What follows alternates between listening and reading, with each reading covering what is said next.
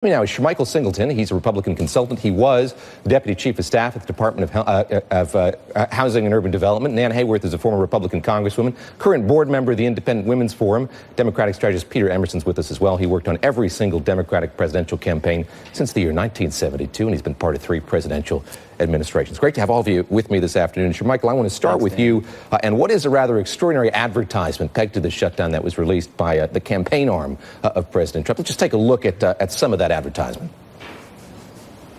President Trump is right. Build the wall. Deport criminals. Stop illegal immigration now. Democrats who stand in our way will be complicit in every murder committed by illegal immigrants. Michael Singleton, let's start with that complicitness outline there in that ad. I just want to get your reaction to that. A focus here has been on the immigration issue. What do you make of that advertisement that was released yesterday?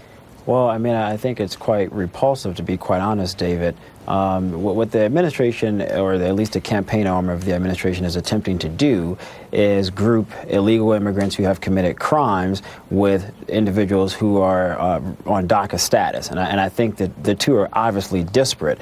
But what the administration and the political campaign arm at least recognizes is that for the president's base, this is a very sensitive topic. And they understand, one, the preconceived biases about immigrants in general by a lot of the people who supported the president. And there's also a lot of ignorance as it pertains to immigration policy in general. This is a very complex situation, and this is something that we have attempted to tackle for years now.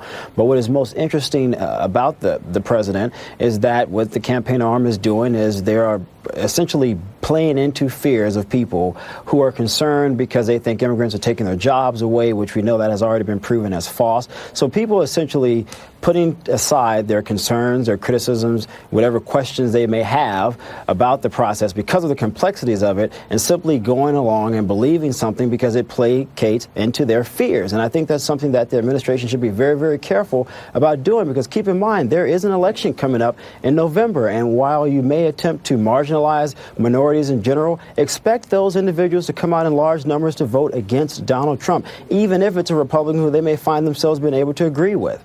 Peter Emerson, I want you to weigh in on this. You have Republicans largely trying to make immigration the central focus of all of this. Of course, there's a lot at play. There's a lot of complexity there, as Michael just said. What do you make of how that narrative is being shaped as it comes to the role of immigration in this shutdown? I think Mr. Singleton just gave the most accurate, brief, and clear summation of what's going on that I've heard in these past 2 days of the shutdown. But I would add also, this is not about illegal immigration. The real game here is reducing legal immigration. The Cato Institute now estimates that the White House is planning 40% reduction in legal immigration. Mr. Miller from the White House pointed that out a week ago. Stephen Miller, yeah. Stephen Miller. And consequently, what we're looking at is an unbelievable shift to not just legal immigration, but legal immigration only for white people.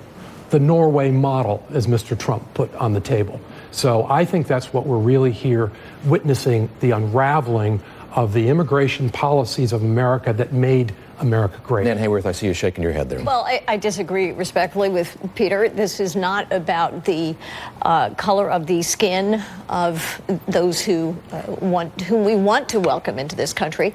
And actually, I disagree respectfully with Michael as well. When the campaign talks about the criminal elements that we have harbored within our country because our borders have not been sufficiently secured.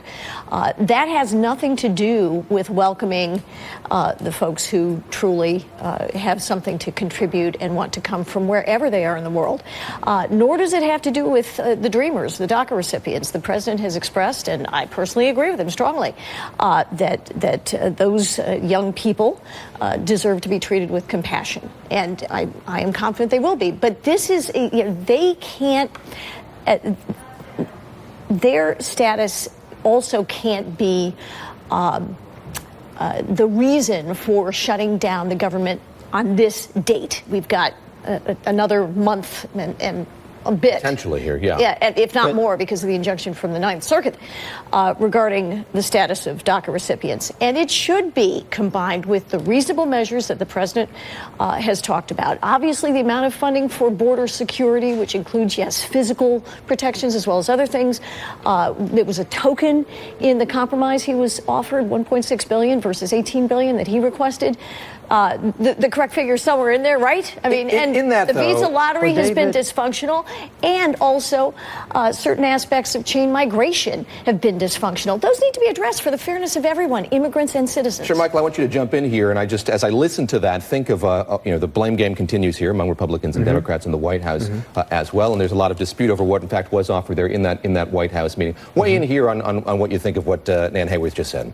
I mean, let's keep in mind both Republicans and Democrats went to the White House, I believe, a week ago with a deal. And originally, the president actually agreed. He accepted that deal. And somewhere in between then and now, the president decided to change his mind. And I think Lindsey Graham alluded to the fact several days ago that he probably changed his mind because of hardliners such as Stephen Miller. And to just respond to the former representative, I want to make a clear distinction between illegal immigrants who commit crimes and those who have DACA status. We need to separate the two. And my issue with the administration is that they're grouping all immigrants together, which is something this administration does pretty regularly with different groups of people by and large. And I think when you do that, you play into people's fears and biases as it pertains to illegals. When you run an ad like that and say, oh, well, we have to protect the border because these folks are killing people, etc., no one's going to ask, well, what does that mean about DACA status recipients, or what does that mean about immigrants from this place or that place? They just think, by and large, immigrants from the southern part of the border are criminals, and we cannot have them into our country. Sure, Michael, and you have to make the distinction. Then you're absolutely trivializing the ability of the American people to understand clear and pressing issues, which include how do we welcome our DACA recipients into the country, which most Americans want? How do we welcome them into a path to legality or citizenship?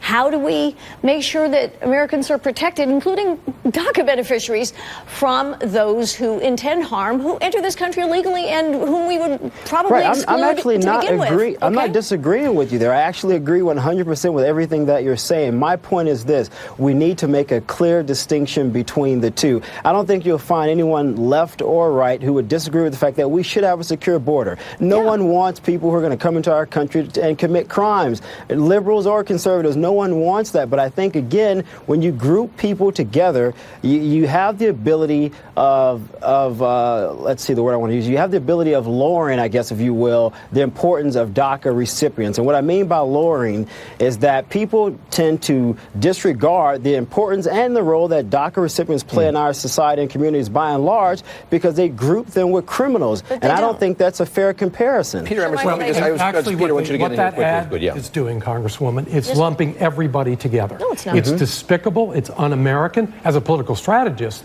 it's a very smart ad because it plays on emotions, and emotions is all about politics, as you know, and it's about fear. The problem is when you get to DACA and you voted against the debt, increasing the debt when you were in Congress. So I would assume you would do everything you can to keep. I voted to raise the debt ceiling.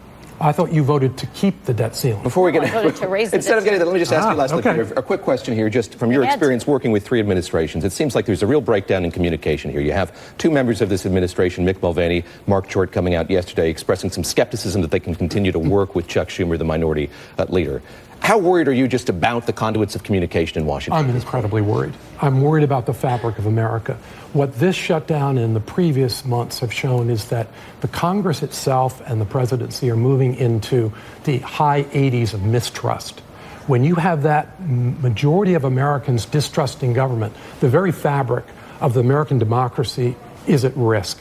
And consequently, when the president makes a promise, it used to be in politics that when you gave your word, it was glue, it was golden. It's very clear from all reports, not just as it relates to the government shutdown, but throughout the 1 year of this president's term, that his word cannot be trusted. And Peter, we got to leave it there, I'm afraid, just because of time. But tax cuts, regulatory reforms, 3% GDP growth, 2 million Americans back to work. That's what the president promised, and he delivered. Wages on the decline. Americans not benefiting the way the promises have been made. They're not. Peter Emerson, Congressman Nan Hayworth, thank you very much for the time. Thanks to Michael Singleton joining us from Washington, D.C.